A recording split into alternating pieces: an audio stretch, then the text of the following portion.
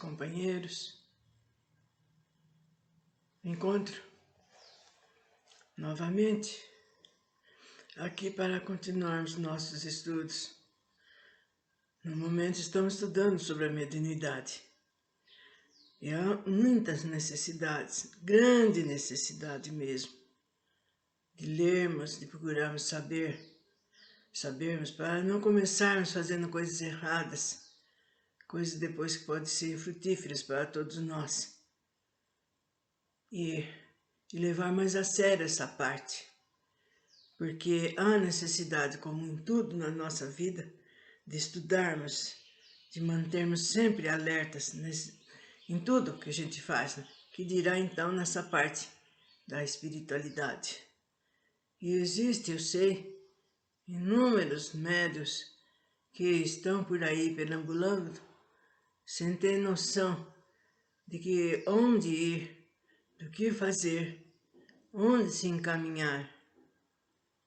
Em primeiro lugar, eu aconselho procurar saber, né, por pessoas, né, que vocês conhecem, que mantêm relação, que já vão ou que já frequentam, procurar saber como é que faz, o que não faz, que deem, se dirigir a esses lugares.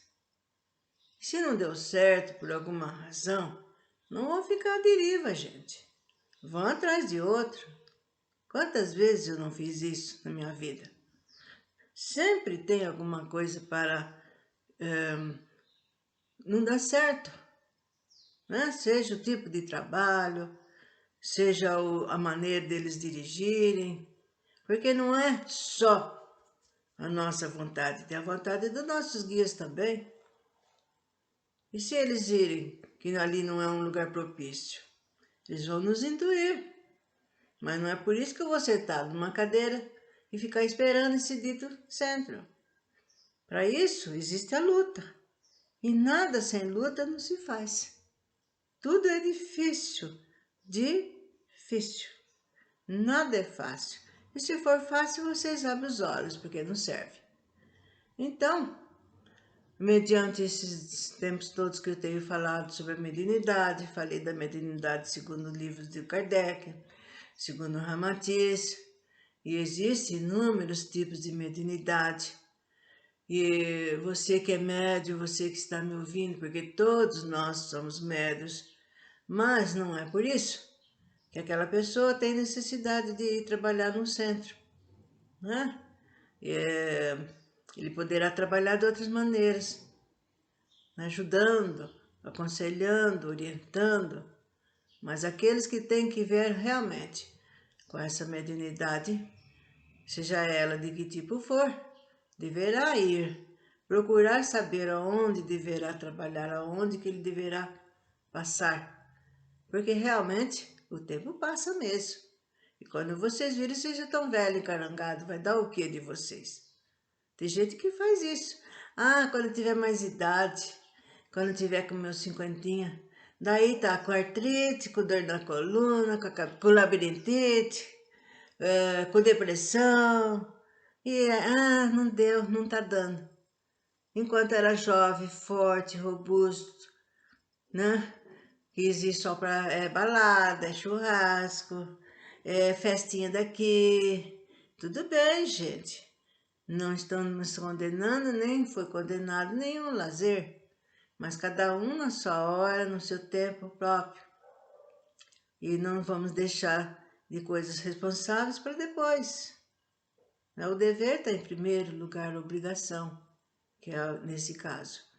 Então, existem alguns tipos de mediunidade e vou falando, vou mostrando o que eu puder ser feito. E aquele que já tiver algum sinalzinho, que já tem uma noçãozinha de que é um médium, então procure nessas vezes que vão ser faladas a respeito das mediunidades, dos tipos, como ocorre. E depois, quando entrar na Umbanda, então, aí vai ser falado outra vez, porque existem as mediunidades que são diferentes, se praticam de outras maneiras do que nas mediunidades de Kardec. E todas elas são saudáveis, boas e sempre com com o único fim: ajudar o próximo, que é essa a meta. Vamos começar aqui. O médium anímico, mediúnico, intuitivo. Veja bem, médium anímico, mediúnico, intuitivo. Existe um médium de incorporação sonâmbulo e inconsciente, cujo espírito se afasta do seu organismo físico, enquanto o outro, desencarnado, fala ou escreve diretamente por ele. Senhor absoluto da casa alheia. Há também o medianeiro que abandona o seu corpo e não cede a ninguém. Ele mesmo é quem toma conhecimento dos fenômenos do mundo astral e depois o relata convicto de que esteve sob incorporação ou influência de um desencarnado. Daí existir o médium que ao mesmo tempo é anímico e mediúnico, cujo espírito se afasta e do seu organismo material e, usando sua liberdade, participa dos fenômenos do mundo oculto, entrando em relação com os espíritos desencarnados e mesmo encarnados. Trata-se de faculdade facilmente confundível quando o médium sonâmbulo ou de incorporação total, em que o perispírito deixa o corpo físico durante o transe mediúnico, enquanto os encarnados podem se manifestar por ele, revelando todas as suas características pessoais e cujas comunicações se processa sem o conhecimento do seu intermediário. Então, vocês estão vendo, estou falando pausadamente, palavra por palavra. Vocês podem colocar, visar, prestar bem atenção. Vocês têm tempo para isso, para fazer isso, para ver o que acontece, o que não acontece. Porque muitas pessoas falam, sem ter estudo nenhum, às vezes, é assim, assim, assim, acontece assim, assim, assim. E não é por aí, nós precisamos realmente entrar naquilo que está bem explicado para nós. E isso daqui é mediante estudos e também de seres espirituais adiantados que trabalham nisso. Médium, anímico e mediúnico. É o médium cujo espírito e perispírito, tal como no caso do incorporativo, também se afasta do corpo durante o sono hipnótico ou por qualquer acontecimento incomum, ficando preso unicamente pelo cordão fluídico ou ectoplásmico. Embora sem as características do incorporativo, esse tipo de médium, enquanto dorme, pode ausentar-se facilmente do seu organismo físico e até manifestar-se a longa distância, cuja liberdade astral às vezes emerge a sua memória etérica do passado, e ele passa a descrever cenas e fatos de suas vidas precedentes. O anímico puro é um pseudo-médium, que não participa de fenômenos psíquicos, mas apenas imagina dominado por autossugestão, histeria, automatismo psicológico, isto é, ele mesmo é o autor exclusivo dessa comunicação que atribui a um espírito desencarnado. Ele vê e capta no astral os fatos e as ideias que depois reproduz e relata, como se fossem relatados por desencarnados. O médio de transporte é mais um auxiliar dos espíritos desencarnados para o transporte de objetos, flores, joias, moedas, etc. Gente, é maravilhoso. Essa parte não tem esse tipo de mediunidade, mas eu fui presenteada com algo que me trouxeram de outro lugar bem longe. Nem que eu quisesse falar que foi alguém que dali, ou que apareceu ali, ou que puseram ali. Foi maravilhoso o presente que eu recebi alguns anos atrás.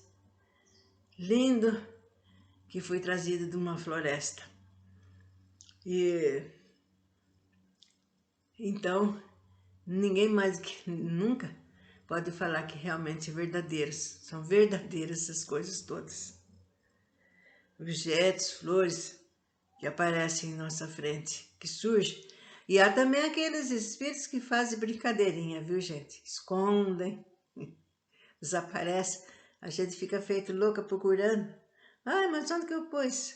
E a gente pensa, nossa, como eu tô ruim da minha cabeça. E assim vai, não foi coisa assim para traquinagens, né? E às vezes é bom para a gente acreditar mais naquilo que a gente leu, que a gente estudou, que a gente tem a obrigação de saber e passar, né?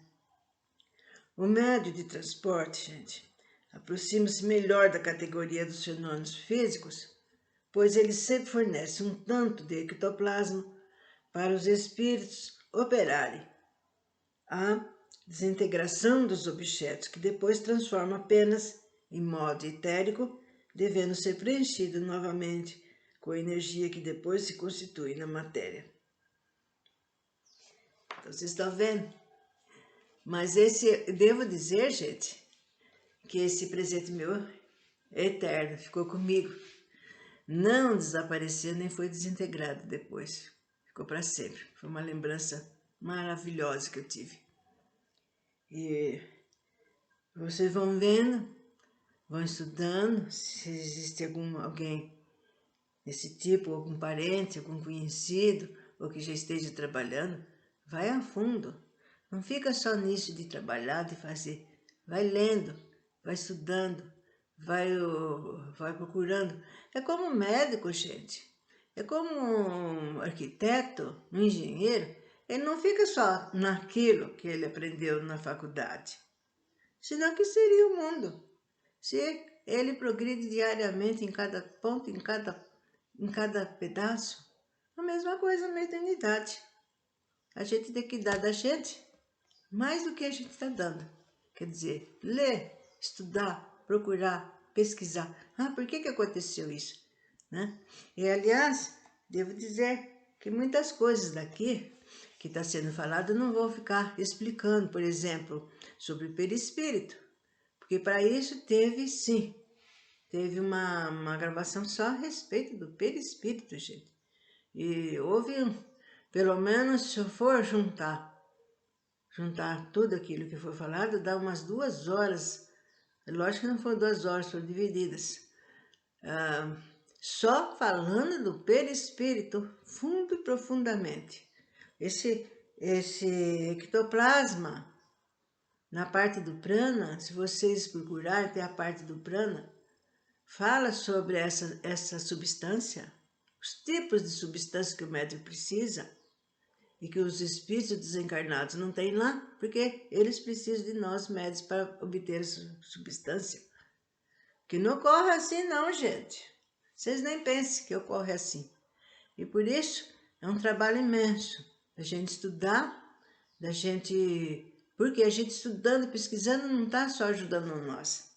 Nós estamos também dando um além para aqueles que estão do lado de lá, que não tem meios de se obter esse conhecimento, para falar a verdade. Ó, O médium anímico mediúnico situa-se melhor na categoria dos médiuns de desdobramento ou bilocação, que pode exteriorizar o seu dupletérico também foi falado, a consideráveis distâncias. Algumas pessoas com esse tipo de mediunidade mediúnico, como por exemplo Antônio de Pádua, frade que foi um frade português, ele aparecia em 2 lugares ao mesmo tempo. Filipe, apóstolo, o Filipe lá de Jesus, e Dom Bosco também, eles apareciam em 2 lugares. Vejamos no caso do médium intuitivo como se processa o fenômeno anímico. A mediunidade intuitiva não palpável aos sentidos físicos é mais espiritual e menos fisiológica, pois permite ao homem abranger os fenômenos que seu espírito participa em todos os sentidos da vida física, mental e espiritual.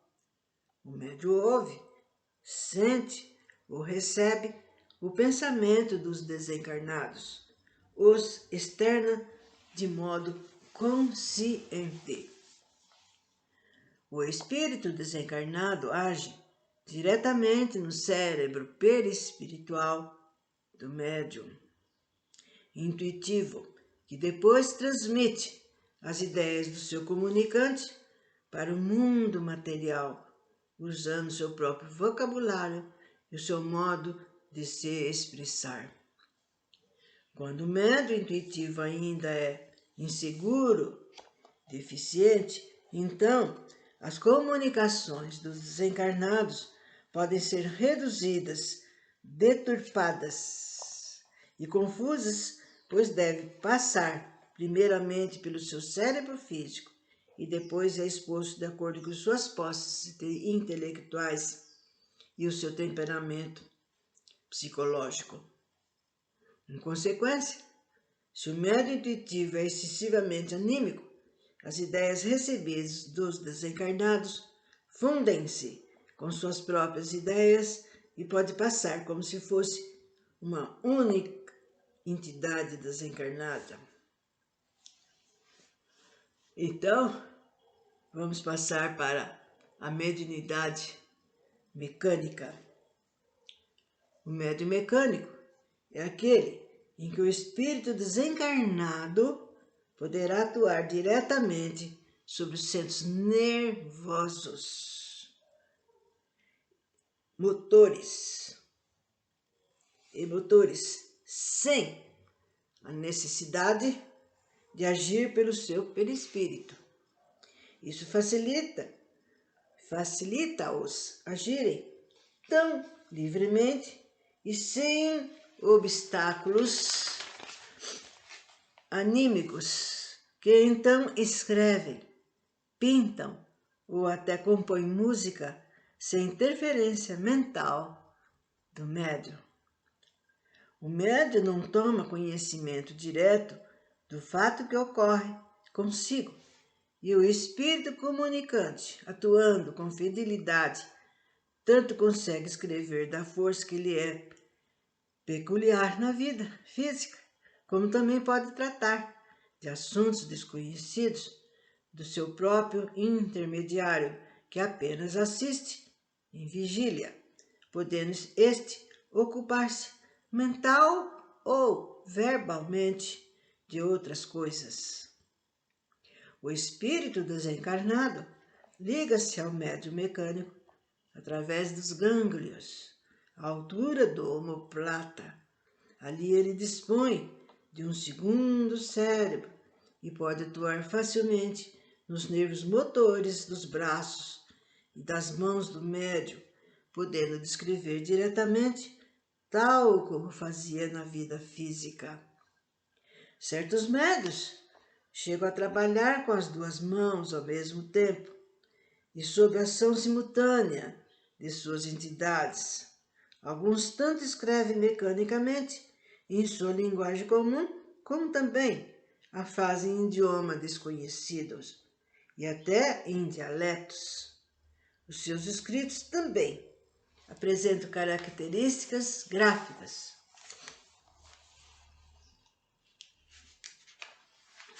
Exatamente como as escreviam os seus comunicantes quando encarnados. O médium pode até palestrar sobre o assunto completamente diferente daquele que ele psicografa automaticamente. Aqui vou mostrar então, não sei se dá para vocês verem, é o Chico Xavier, famoso Chico Xavier. Esse sim trabalhou até o fim na sua mediunidade. Muito, desde mocinho, se vocês lerem sobre a vida dele, é fabulosa. E aqui ele aparece quando ele estava trabalhando já na idade adulta, né? Lógico. E no momento que ele estava psicografando, segurando o lápis, né? E aqui vou falar sobre a psicografia nesse pedacinho. Na modalidade chamamos mecanografia, o fluido apropriado é produzido pela ação do prana apana no plexo solar, que numa operação ou prama gera substância energética que chamamos grafoplasma. Isso aqui que eu acabei de ler tem na parte de prana, que é um estudo muito lindo, que já foi falado há algum tempo, vai ser falado outra vez quando der sobre a mediunidade de Umbanda. E também, possivelmente, na parte de cromoterapia. Então, nosso querido Chico Xavier psicografando, gente. Vejam, olha a atitude, o modo dele durante o seu trabalho. Eu espero que tenha dado para todos vocês virem. Né? Muitas pessoas já estiveram em centro, viram, né? E eu também, o irmão dele, gente, eu conheci o irmão dele, o seu André. Não sei se ele deve ter falecido também, porque naquela época que eu era mais moça, bem moça, em São Paulo, que ele trabalhava num centro, também era médico. Desculpa, toda hora que eu vou falar médico, eu falo médico, mas não liguem não, é médium, né? Não deixa também de ser um médico. E seu André trabalhava da mesma maneira no centro de Kardec, dessa mesma maneira, simples, humilde, trabalhando em benefício, em prol dos nossos irmãos que necessitam de ajuda. Sim, vocês vão falar, mas como que está ajudando escrevendo? Porque ele manda, escreve mensagens, conselhos, orientações para todo aquele ser humano que está aflito, que está desesperado, que está necessitando de uma palavra. E por agora, pararemos para outro dia, continuarmos com essa fase agora que vai ser de tipos de mediunidade. Que Jesus esteja com todos nós, agora e sempre.